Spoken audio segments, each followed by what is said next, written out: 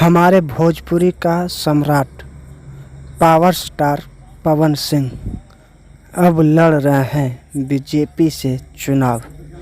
जी हाँ दोस्तों, हमारे भोजपुरी के जाने माने अभिनेता पवन सिंह चुनाव लड़ने का तैयारी कर रहे हैं और इस लोकसभा चुनाव में बीजेपी का झंडा जल्द ही गाड़ देंगे।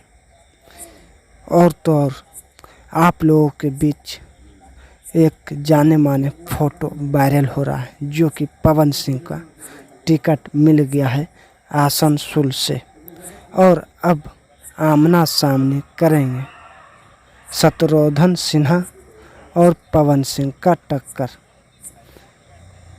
आसनसोल से होंगे। तो भाई लोग, पवन सिंह को टिकट मिलने के खुशी में निरहुआ, रवि किशन दोनों बधाई दे रहे हैं पवन सिंह को गले लगा के।